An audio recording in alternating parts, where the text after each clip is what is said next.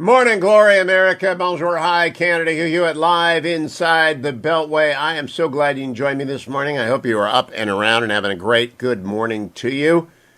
Overnight, Democrats and Republicans agreed to punt the debt ceiling to December. Neither Chuck Schumer nor Mitch McConnell have given up an inch, but they both agreed. Let's let the dust settle on however much the Democrats among themselves agree to put the country in the hole more. And then we'll come back and talk about the debt limit in December. So a successful punt by both teams leaves the markets relieved. Let me do the market update early as a result of this.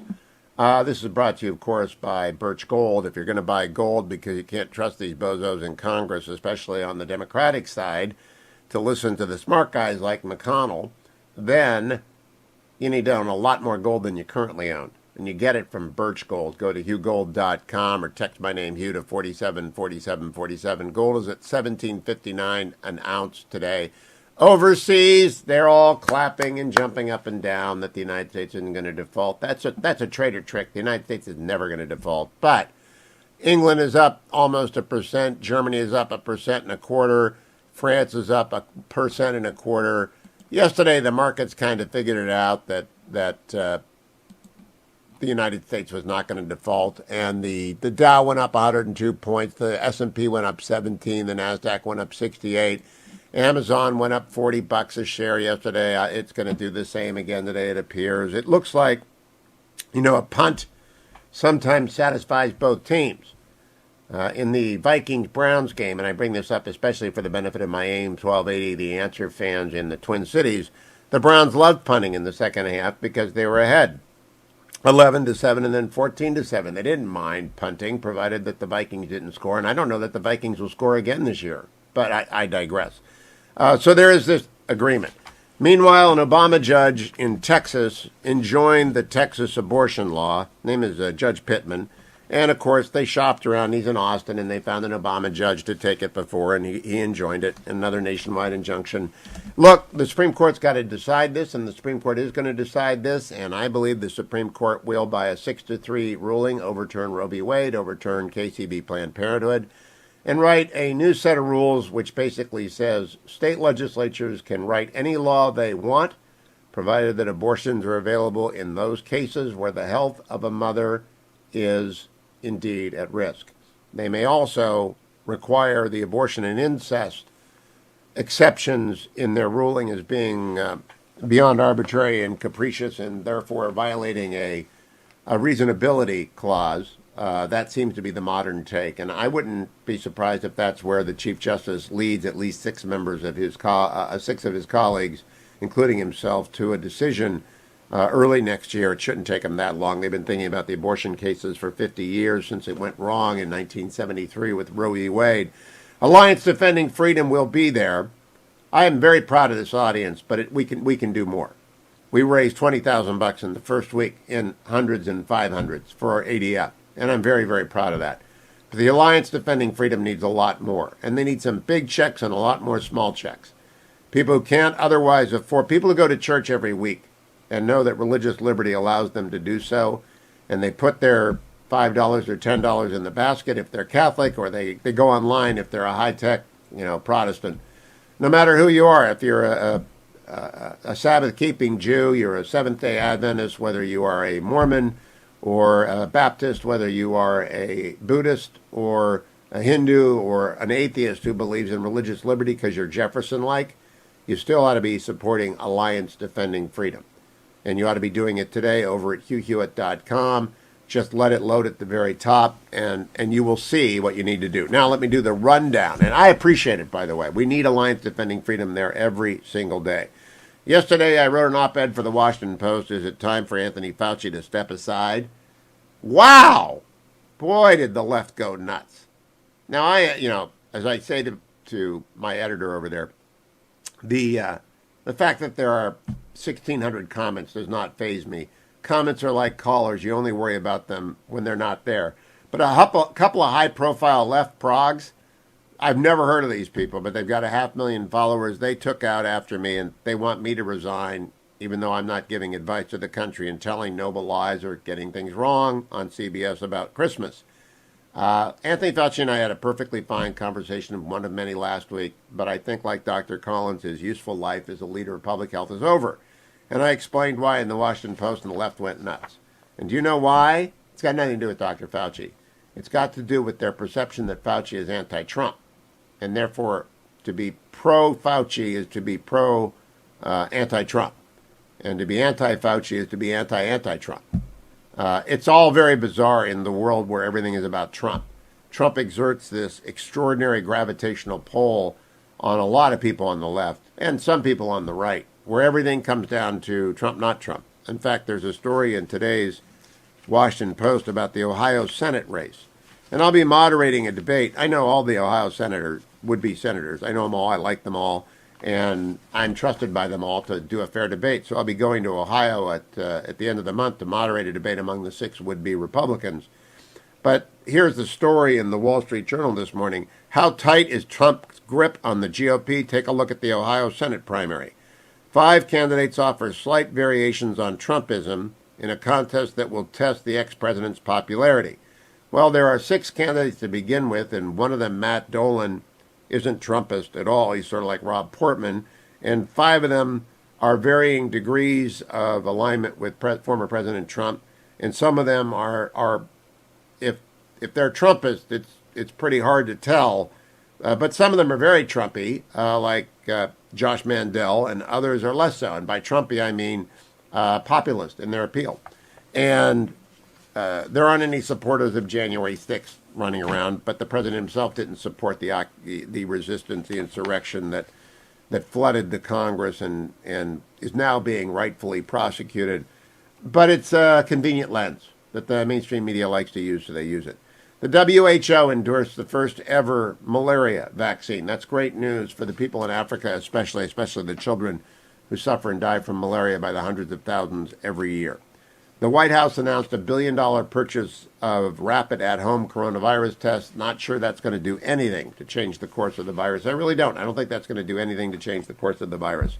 Chinese jets menace Taiwan, pressuring U.S. support of the island's defenses. The Quad needs to step up and start adding assistance to Taiwan. Now, Taiwan is not part of the Quad. The Quad is the U.S., Australia, India, and Japan, the 4 island Pacific nations that have a great deal of interest in cabining the People's Republic of China and stopping their attempt to intimidate the island state of Taiwan. They flew a record number of jets into the defenses yesterday. Very fascinating story at the Wall Street Journal on a secret CIA escape gate at Kabul airport. If we had stayed longer, more people would have gotten out. Joe Biden left them there. Joe Biden lied to you, by the way, about how many Americans were left behind, citizens. Amazon wins record U.S. tax breaks to expand delivery network in the Financial Times. I hope so. If they bring jobs to a community ought to rebate to them the local and state taxes. I'm a shareholder. If they're not out there maximizing shareholder return, they're not doing their job. They're doing their job. Also from the Wall Street Journal, coal shortages. Coal. You know, the stuff we're not supposed to like. Coal shortages are pushing up prices and weighing on economies all across the world. The trial is coming to a conclusion on the Varsity Blues matter, where people paid to play. They paid a guidance counselor in L.A. to pretend that their kids were varsity athletes to get them into Stanford, USC, and other places. And the question is, did the bribers know they were bribing?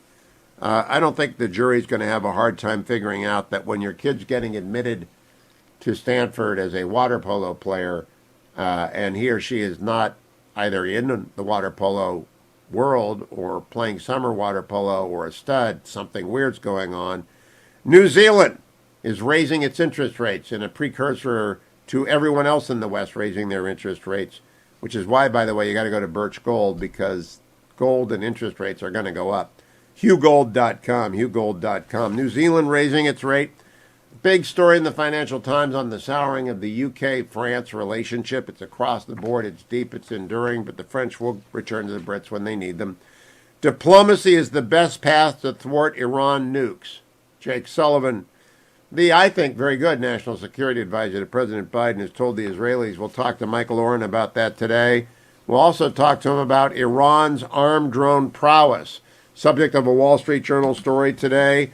And China's ability to launch an attack on Taiwan which is growing by leaps and bounds. Don't go anywhere, America. You're listening to The Hugh Hewitt Show. Welcome back, America. I'm Hugh Hewitt, joined from Israel by Dr. Michael Oren. Follow Dr. Oren at Dr. Michael Oren on Twitter. He's, of course, the former Israeli ambassador to the United States, former deputy minister. Good morning, Michael. How are you? I am good, Hugh. Good to be back with you, as always. Thank you. Yesterday, Jake Sullivan, the National Security Advisor to the President, who is your friend, I don't know him, but Robert O'Brien speaks very highly of him, met with National Security Council Chairman Eyal Hulata, who I do not know and have not heard of before, as the U.S.-Israel Strategic Consulting Group, an interagency bilateral forum, met to discuss Iran. What do you think they talked about, and do you think actually that this group of American presidents and advisors would ever strike against Iran in a meaningful way alongside of Israel? Well, let me couch it as hope, okay? I don't know what they talked about. I hope they talked about that Jake Sullivan, yes, I have a very high opinion of Jake Sullivan, told his Israeli counterparts that the United States intends to go back into talks with Iran. And maybe they're optimistic about getting the JCPOA renewed, and in which case the United States is going to do X, Y, and Z to enhance Israel's security, which means understandings, that the United States understands that if Iran violates the agreement, if Iran starts moving ahead to enrich uranium or create a warhead or to put that warhead on top of a ballistic missile, the United States would consider that a violation and will act accordingly, either by itself or by supporting Israeli activity. But also capabilities. The United States has military capabilities that Israel does not have. I don't want to surprise anybody. Israel does not have strategic bombers. And the United States could lend, lease, sell some of these capabilities to Israel and send, I think, a very profound message to Iran, don't mess with us. Now, Michael, there's also a story in the Wall Street Journal. Iran's armed drone prowess reshapes security in the Middle East. Tehran uses off-the-shelf components to build armed drones used in attacks that challenge the U.S. and its allies in the Middle East. They cite the attacks from Gaza on Israel during the recent war. They cite the attacks on the Saudi Arabian oil field. And they cite the growing evidence that the drones are bigger, faster, stronger, and more deadly. Against this kind of attack, you need an Iron Dome, but you also need some very aggressive forward defense. I don't know that this team is capable in the United States of anticipating that kind of forward defense. Well, the drones are not right now a threat to the United States. It may be a threat to some United States forces in the Middle East, but not certainly the mainland United States. It's a threat to Israel mainland because we have, as you mentioned, Iranian proxies on our borders, both to the north and the south, and to the east, and pretty much the west, pretty much surrounded by Iranian proxies, and they will have these drones. They've used the drones already. So, yes, we have Iron Dome to shoot them down. We're also a world's leader in the development of concentrated energy, i.e. lasers, which have been proven effectively recently in a test in taking down drone aircraft. So we're going to have to address this. I didn't know that. Stop and tell me about that. I didn't know that Israel led in concentrated energy. Do you see beams going up in the sky at night? You have no idea what they're doing? No, but it's already actually been in the paper here, so I'm not revealing any secrets. But this is a system operated actually from aircraft in the air that can spot a drone and take them out. How great! Are you going to share that with us? Yeah, I'm sure maybe we'll be working on it with you. I hope you're called phasers. Are they called phasers? Because you're the right era to have grown up with Star Trek in the United States. We need phasers, right? Yeah, I'm still waiting for the flying automobiles, but I'm still waiting for the Jetsons. But no, but I think that eventually projectiles, as we know them, will be phased out. They'll be looked upon once upon in the future as like bows and arrows, and lasers will replace. I know of projects that have taken place in Israel that were developed in parallel with the Iron Dome system that were based on lasers. So it's conceivable there will be a day when the rocket takes off and it gets about 6 inches off the platform or whatever launcher it's got, wherever it is in southern Lebanon, and it's destroyed. Yes, and then the enemy will figure out some way around that too. So that's that is true, technology. But that kind of technology, when it arrives, you don't get much faster than the speed of light, right? You don't, and we always have to stay one or two technological steps ahead of our enemy, and that's what Iron Dome did. This is a bigger question, Michael Oren, about Iran. Do they have the industrial scientific base to match an arms race? China does, and they might give it to Iran. But what about Iran standing alone? Do they have this kind of... It's a very smart country. And it's very smart country. They have a very robust arms industry and developing of arms, but they can't keep pace with the United States. Iran doesn't have an air force. I mean, this notion that if the United States acts against Iran, Iran's going to make war against the United States is ridiculous. Iran doesn't have tank formations. How are they actually going to make a war against the United States? There was an article by Tom Friedman in the paper this week, which I know you're going to find funny, but had us all laughing here.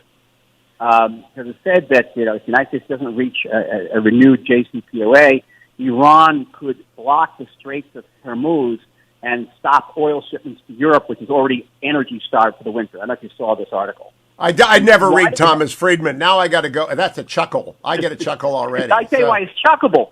America has no agency. America, has the two largest naval forces in human history just off the coast of Iran. If one of their missile boats tried to block the state of the Strait of Hormuz, blow it out of the water. I guess Thomas Friedman has never heard of the carriers, huh? All right, well, I'll go read that during the break. You've made my day, Michael Oren. I really don't read Thomas Friedman because I'm interested in reading new things, but I'll go look it up. Thank you, Dr. Michael Oren. Follow him on Twitter, Dr. Michael Oren. Always good to talk to him.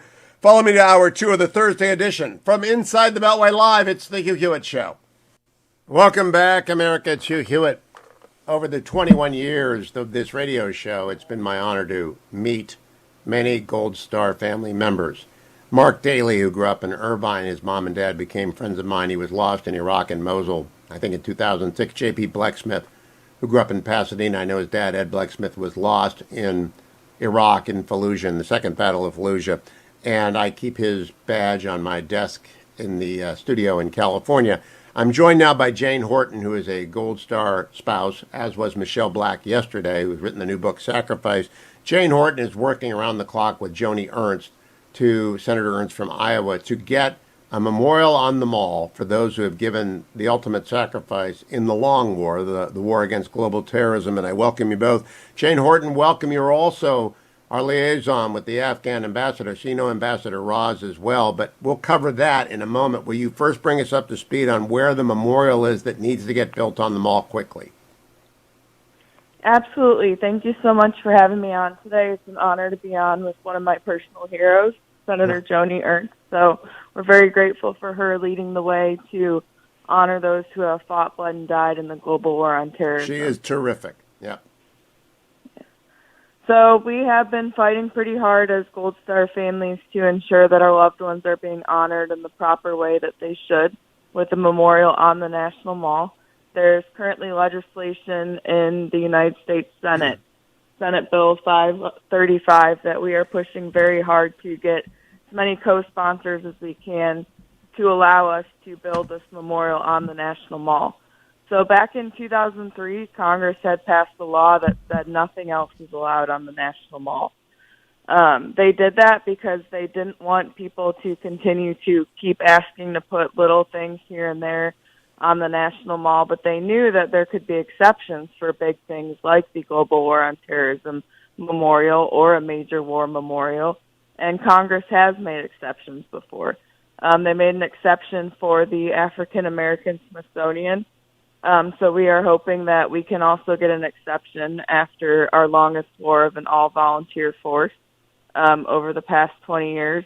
And so we are fighting very, very hard to get as many people on board as we can, as many senators, as many co-sponsors, so we can give, again, those who have fought, bled, and died for us the honor they deserve. So we've hit some roadblocks, but we're continuing to push very hard. We're starting to gain a lot of momentum.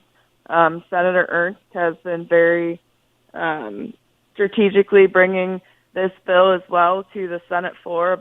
She's done it twice now for unanimous consent vote. So we are hoping that it'll either pass that way, it'll pass in the National Defense Authorization Act this year, or it'll just pass as a standalone bill. So as many people as we can get behind us, we are grateful for. Jane Horton, let me turn to your hero, Joni Ernst. She's a good friend of the program, and we respect her greatly. Senator Ernst, I want Mark Daly's name, J.P. Blecksmith's name, and every other warrior, including Brian Black, who died in the global war on terrorism in Africa, memorialized in the wall. And this is going to go on for a while. If you need unanimous consent, who in the world objected to this? Well, and thank you, Hugh, and it is great to be on with Jane Horton. She is a dear friend, a true patriot, and we'll continue fighting this battle to get this memorial built. But I have taken this bill to the floor twice now, and it has been blocked by Senator Joe Manchin. He is the chair of the committee that this bill needs to pass through. So we continue to encourage Senator Manchin and his staff to bring the bill up in committee. Just allow the senators to vote on it in committee. And if that won't happen, we will continue to do the live unanimous consents down on the floor. And I know that's a bit wonky for folks out there, but basically we're trying to get this bill passed any way that we can. It is so important that we get this memorial done. It's 100% privately funded. Its rightful place is on the National Mall. So it is a bipartisan bill. I want folks to know that, too. Senator Maggie Hassan of New Hampshire is my co-sponsor on this, and we just really want to memorialize and recognize all those that have fought and those that have died, just like Jane's husband, Christopher, did in the global war on terror. It is extremely important, I think, especially now when we have an era of veteran that needs healing. They need a place to commemorate their service and sacrifice. The time to do it is right now. Senator Ernst, can I ask which committee it is and what senator? I'm kind of stunned by that, but we do cover, this show covers West Virginia, including those who commute into the Beltway, but also Wheeling and the rest of the state. Can you tell me what committee it is that the bill is bottled up in, and why Senator Manchin is adamant, or the staff of the committee is adamant against its getting a vote? And it is the Natural Resources Committee. They oversee the Park Service, and of course, this does go through a subcommittee. We have had a hearing through the subcommittee that is chaired by Angus King. He did a wonderful job, allowed myself and other veterans to come in. It is a bipartisan bill in the House as well. We were able to speak in favor of the memorial. Of course, it was just a hearing. It wasn't a bill markup, and that's what we need Joe Manchin to do in his committee, is actually bring the bill up to be voted on in committee. And again, I can't stress enough, this is bipartisan. There are so many people in the Senate that recognize the global war on terrorism, although President Biden has turned the page and wishes us to forget Afghanistan. We are not going to do that. And there are veterans that can't do that. They need healing. We all need a place to commemorate these warriors, those that supported our warriors. And we've had 6 former secretaries of defense. They wrote an op-ed piece not long ago in the Washington Post, and they all said, regardless of whether they worked for a Republican president or a Democrat president, they said this is rightfully deserving of a place of prominence on our national mall. You know, as Jane pointed out, it was an all-volunteer force that fought in our nation's longest war, and they deserve to be honored. Jane Horton, I note in the background I did on you that you are the Congressional Military Liaison for the Embassy of Afghanistan, so I assume your husband was lost in Afghanistan. Would you tell me what your reaction was to the collapse of the Afghan evacuation effort? There's a new story on a secret gate run by the CIA. We could have stayed there a lot longer and saved a lot more people, but Joe Biden wanted to close the door, and I wonder if that desire to close the door is also blocking this bill, which I'll bet 95% plus of Americans of both parties or no party at all support. Yes, sir. I've done extensive work in Afghanistan. It's definitely where I've invested my entire heart since I lost my husband back on September 9th, 2011. The beautiful Afghan people and the culture gave me pieces of my heart that I never thought I'd get back. And so it's been incredibly painful for me to watch what's happened in Afghanistan. It's been incredibly painful to watch throughout the past 10 years since I lost my husband, just the apathy in many ways of the American people towards the wars that our all-volunteer force has been fighting. I know people do care deeply about our troops, and they care deeply about Gold Star families, but I wish that, we've seen it shouldn't have to take an evacuation like this for the 99% of Americans to pay attention to the 1% that have been serving for the past 20 years in Afghanistan. So my wish on the whole thing is that next time, if America has to go to war, that our country goes with us, and that they continue to engage in the political process and just stay informed on where our troops are going, because as we know as Americans, our troops don't have any choices in the policies for the wars that they are fighting. Senator Joni, let me ask Senator Ernst a question here, Jane Horton, which is, what is the most effective thing for people to do? My friend John Androzek has been out playing Blood on My Hands, and Afghan veterans show up at all of those shows. I was at one at the Birchmere in Alexandria when he played not long ago, and Afghan veterans were there. They follow him. They want a memorial. They want to be helpful to the Afghan people in exile. What is the most effective thing for listeners of the show to do, both about the memorial and generally about the Afghan exodus? Yes, John. I tell you what, Hugh, John has been doing a phenomenal job as Five for Fighting out there promoting, of course, reconciliation, but also pointing out the failures of an administration as we withdrew from Afghanistan. I have listened to Blood on My Hands many, many times, and folks, I encourage people to listen to it, and it is a song for our veterans, hopefully to bring them a little bit of solace in that people recognize what has gone on in this failure to draw down peacefully the war in Afghanistan. It didn't happen the way it should have. But the best way for folks to engage for the memorial is to reach out to their members of Congress and encourage support. It is important. The more of their constituents they hear from, the more those senators are likely to react. Encourage them to speak with Senator Hassan and I about the importance of this bill. Folks like Jane are doing God's work through grassroots work.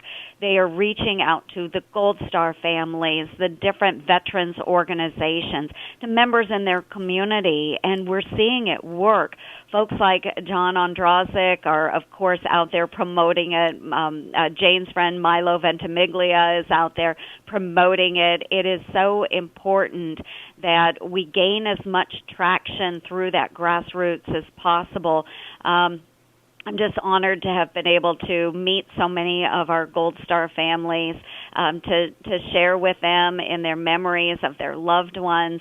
Jane has become such a dear friend, and her promotion work. She is such a powerful advocate.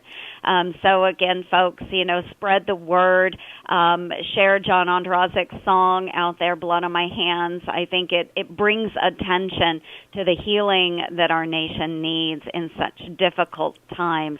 So the global war on terror, it may be over for this administration, but I haven't heard the terrorists acknowledge that the war is over against America for them. We know that we will continue fighting terrorism on into our future. What we need to do now is recognize those that fought in the global war on terror. The memorial needs to be built. It needs to leave space on it for those who will lay down their lives willingly in the all-volunteer force. And I want to say thank you to Jane Horton, an honor to talk with you, and to Senator Joni Ernst. At a minimum, everyone driving in from West Virginia and in Wheeling, give Senator Joe Manchin a call and tell him to put the bill on a markup, get this memorial built. And everyone out there, please follow Senator Ernst's advice and go and listen to Blood on My Hands. Thank you. Welcome back, America. I'm Hugh Hewitt, joined by former United States Senator Jim Talent, one of my favorite guests. Good morning, Senator. How are you? Fine, and I love you too, Hugh. Okay.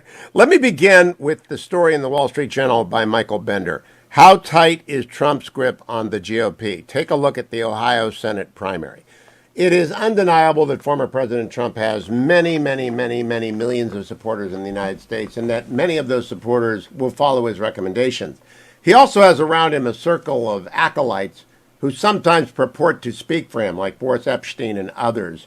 who aren't actually speaking for him. Boris is mad at me because I've just given my objective opinion that Eric Greitens from your home state of Missouri will lose that Senate seat if he is the nominee because of the bondage and assault charges, the impeachment, the campaign scandals, all the stuff that goes with Eric Greitens. And Boris Epshteyn is mad at me. One, how important is a Trump endorsement? Two, what about this satellite group of people who have some association with President Trump who purport to speak for him?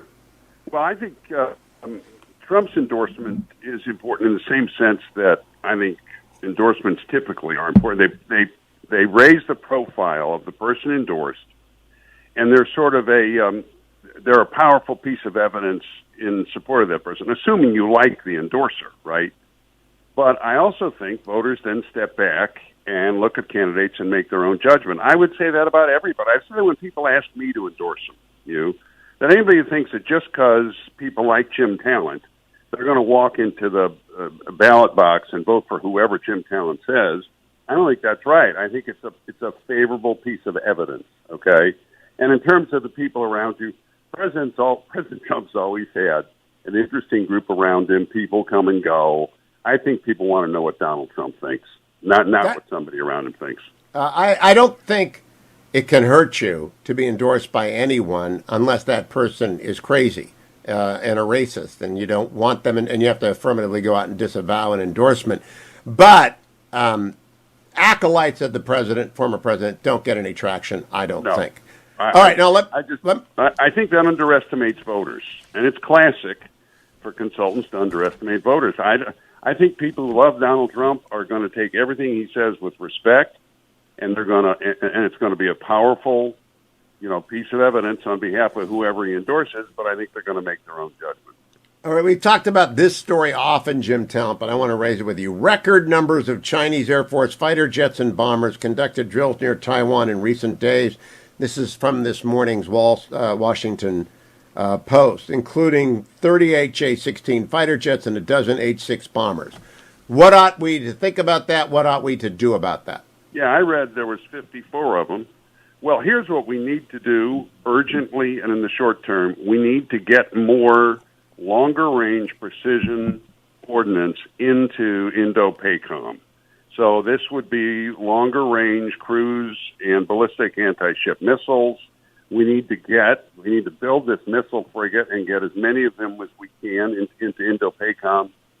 We need to harden our ISR and improve it. In other words, we need to do things to strengthen military deterrence in the short term. Senator Talent, ISR stands for?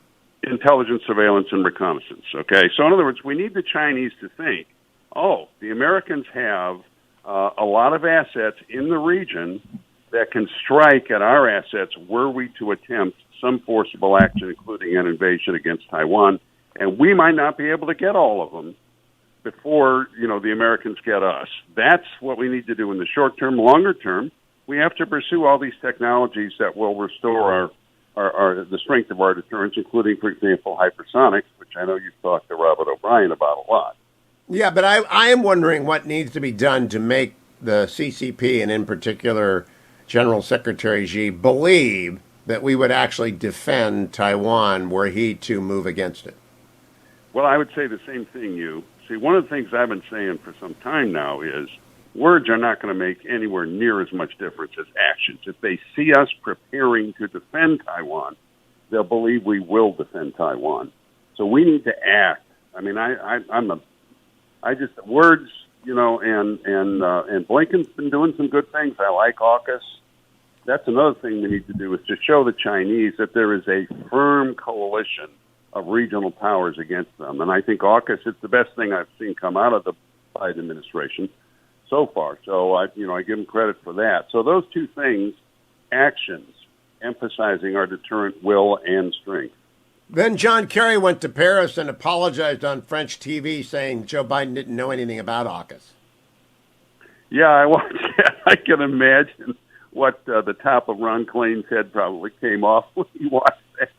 That's the president, chief of staff. I mean, it's it's unbelievable. This isn't an administration. It's a group of free actors out there, like no valence to Joe Biden's White House. Right. I don't know how they can put up with that. But I would imagine that Kerry kind of thinks himself on a par with the president. I mean, he served with him a long time. Kerry probably thinks he should have been president, not Joe Biden, and so he just said what he thought. I wouldn't doubt it's true, though. Would you? No, I'm not sure the president's up to speed on anything, but I am glad they did AUKUS. That's why I like Jake Sullivan. I want to thank you, Jim Talent, for being here. Senator Talent can be followed on Twitter from the Bipartisan Policy Center at Jim Talent on Twitter. That's easy enough, at Jim Talent. Come right back, America, but visit Alliance Defending Freedom's banner over at HughHewitt.com during the break. Please contribute and come back for hour 3 of today's Hugh Hewitt Show. Welcome back, America. Hugh Hewitt, joined by the governor of Maryland, Larry Hogan. Maryland is going into the shoe this weekend, Governor. I'm afraid it's going to be tough for your Terps when they run into the Buckeyes. Well, we're going to give it our best shot, but you're right. It's a pretty tough game. It's a tough game. Speaking of games, I know the governor's got this palatial suite over there at Raven Stadium, and on November 28th, the Browns are in town. There are 3 Hewitt men in the area who are. The tickets haven't arrived yet, Governor. Well, you've got it. I consider it done. I'd love to have you guys with us. There's nothing like shaking down a governor on air. It's really wonderful. But not. We'll have a couple hot dogs ready for you. Look, what I really want to talk to you about is your Fox opinion piece, but I have to. News happens. In fact, Roy McGrath is on the front page of the Washingtonian this morning, your former chief of staff, and they conveniently, while he has been charged with fraud for his time at the Environmental Services Agency, it says, it buries, though the actions in question aren't related to McGrath's time in the governor's office, the stench of the allegations is sure to waft into a potential bid by Hogan for president. Now, I think that's about the unfairest thing in the world, but would you, for the record, explain, you didn't know anything about what Roy McGrath, I assume you knew nothing about Roy McGrath's alleged perfidy at the Environmental Services Agency? Well, of course not. More than a year ago, when these allegations first arose about some things that happened in his previous employment, within days he was gone from the office, and it's been a year-long state and federal investigation, which came up with 27 counts of fraud and other things. But number one, it didn't have anything to do with his job with us. He only worked here for 2 months. But it also was something that we had nothing to do with and no knowledge of. Well, that is what I assume, but everyone at the Washingtonian decides to blow it up. It will dog whether you run for president or the Senate, so it's better to talk early and often about that. My next question... Oh, go ahead, Governor. Yeah, no, I mean, I don't know that I'll be running for anything, but I can't imagine some employee's former activities in his former job would have any bearing on me. No. Now, you haven't ruled out either of those races, have you? I've been saying for a long time that I don't have a lot of interest in the Senate. It's just not the kind of job for me. I'm more of an executive. I'm running a $50 billion a year budget with 60,000 employees. I'm making decisions every day, and I've spent my whole life as a business executive, and being one of 100 people yelling and arguing in Washington and getting nothing done doesn't have a great appeal to me. Well, I look at Joe Manchin. I think Angus King, Joe Manchin, and a center-right Republican would be pretty powerful, along with Susan Collin. I also a lot of people are making that argument to me. I'll tell you that. Well, are you listening? Well, I don't throw them out of the office, I guess.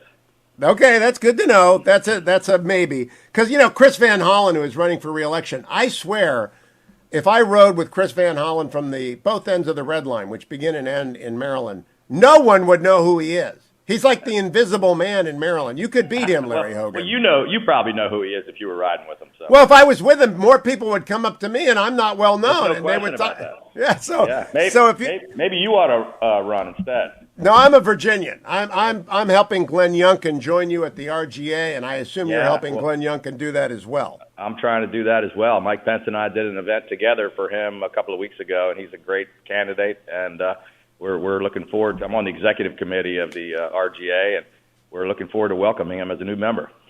People need to get out and vote in Virginia. I already have. Now, Governor, next story. How tight is Trump's grip on the GOP? Take a look at the Ohio Senate primary. It's in the Wall Street Journal today. Does Donald Trump have anything to do with whether or not you will run for the Senate or the president?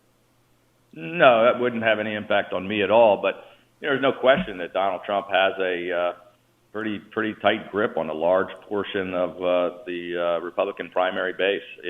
it's rapidly shrinking from where it was. It dropped from 85 or 90% down to, I think the most recent Politico poll had him at 59, which is still substantial. But I think, the peak of his power was in November, and it's precipitously declined since then. Governor Hogan, a lot of people tell me that he will be nominated if he runs again. I don't believe that is necessarily so. He certainly will be formidable.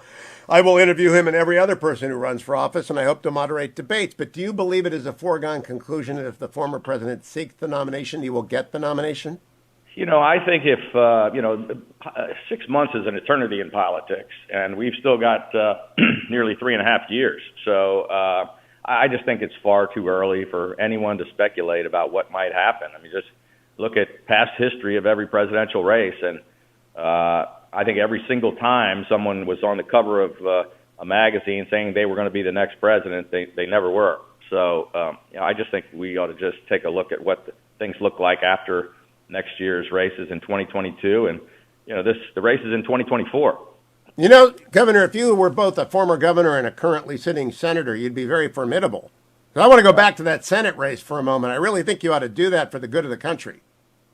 Well, I think you and Mitch McConnell and Rick Scott and a bunch of others would probably agree with that. And, look, as I said, we've got a long time to figure that out. Right now, I really am.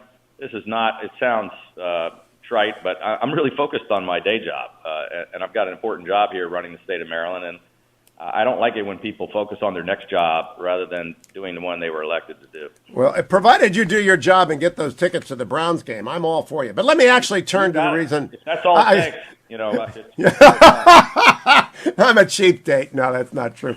Governor Larry Hogan, President Biden abandoned the word at home and abroad. This is your Fox News op-ed that caught my attention. In the Wall Street Journal also this morning comes news that there was a secret gate at Karzai Airport through which the CIA, Delta Force, and elite Afghan commandos led American citizens, LPRs, and at-risk Afghans for a week prior to our bug out. If we'd stayed another month, we would have saved thousands more, Governor Hogan. What do you make of what the president did? Well, there's no question about that. It's an unmitigated disaster. The president apparently didn't listen to any of the advice from his military advisors. And look, I don't consider myself to be a military expert, but it's pretty simple that you have to get the folks out of there first before you pull out all the guys with the guns. And we did it almost completely backwards by removing all the troops and then having this, not understanding that, the situation was going to collapse. And it could have been, look, you can argue that we needed to get out of Afghanistan after 20 years. But you should have had a real plan to, gradually make sure that we get all of our Americans and our allies out before you take out all of the military presence. And we should have never given up the air base ahead of time. We shouldn't have, everything that you could possibly do wrong, they did wrong. And he just was completely, misguided, or, his decision making was terrible. Now, 2 nights ago, the Nixon seminar gathered. It's chaired by former Secretary of State Mike Pompeo, former National Security Advisor Robert O'Brien, and 15 very sharp national security specialists who are across the political spectrum, including 2 former Deputy National Security Advisors. All of them said the problem wasn't the Doha Agreement. The problem was that the Doha Agreement was conditional. The Taliban broke the conditions, and Biden didn't do anything. What did you make of the original Doha process, Governor Hogan? Well, I think having a discussion and a process about how we get out of there, I was okay with, but certainly there was not a thorough plan about how to do that effectively. I can't speak to exactly what happened, but, Joe Biden's, just complete failure, his assessment of that a Taliban takeover, he said it was highly unlikely. It happened almost immediately. He claimed that al-Qaeda was gone from Afghanistan. He kept, he just didn't have a basic command of the facts, and he was being evasive and contradictory. And I'm not sure who didn't do what or who dropped the ball at a national security and military level. But it's certainly, I don't think if you plan to screw it up, you could do it any worse. My friend John Andrazik, Five for Fighting, went up to an Annapolis music venue And my buddy Larry O'Connor is on opposite me. I crush him every morning, but we still like Larry. Performed the song Blood on My Hands. And Blood on My Hands has become a rallying cry for Afghan vets because they feel like their efforts have been thrown away. 20 years of American and Afghan blood thrown away. Do you share that sense of, my God, what did they do with them, Governor Hogan? I think most people feel that way. I have a daughter and a son-in-law who both served in Afghanistan, and I can tell you, they both feel the same way. It's how can you spend 20 years and all the countless lives and the blood that was shed and accomplish nothing? I mean, we're almost in worse position than we were when we started the whole thing. Governor Hogan, whether you are a senator in 2023 or a president in 2025 or simply a private citizen with influence, we have to do something about China, which ran 48 fighters and bombers into Taiwan airspace this week. What do you think we ought to do? Well, there's no question that China is the biggest threat that we face on just about any front. Economically, militarily, the cyber threat that's very real. And we're getting beat at every turn. They're outsmarting us. They're making, they have long-term planning and strategic efforts that are ahead of schedule, while we kind of sit and twiddle our thumbs and pretty much ignore what's going on. So, China is starting to, again. This is just the latest iteration of it with the flights over Taiwan, but they've been taking all kinds of actions, even with vaccine diplomacy, where they're sending all kinds of vaccines to countries that we haven't helped, and putting themselves in a position where those countries are indebted to them. And they're flexing their muscles in Australia, where they own the ports and they're the biggest part of their economy, and now they're trying to direct what they do. China is a very real present and future threat. So, Governor Hogan, last question. When you see the profligate spending in D.C. that the Democrats are proposing, what will that do to the Maryland economy? A lot of people think blue states, and you run a blue state. You managed to govern a blue state as a red governor. Yeah. What will that do to your ability to actually stimulate economic growth if the feds flood another $5 trillion into the economy and fuel inflation that way? Well, I think inflation is the real scare. Look, we have one of the best economic recoveries in America, the fourth fastest job growth. Since I've been governor, we went from 49th out of 50 states in economic performance to number 6. So I think we had the best economic turnaround in America. But we're threatened by actions in Washington, and it's completely frustrating to me that we're talking about jamming through this $3.5 trillion, boondoggle of a bill. I wrote another op-ed talking about this, where we reached, and I was very involved in bringing everybody together as chairman of No Labels and the Problem Solvers Caucus. We got Joe Manchin, we got the President Biden to agree to take all that stuff out and focus on infrastructure.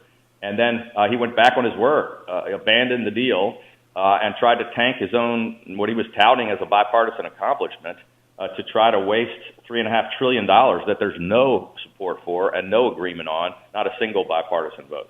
So it's just a battle. Look, if we can't even come to pass a bill that everyone agrees on in a bipartisan way, I don't know what we're going to do about them jamming through. They have the votes, unfortunately.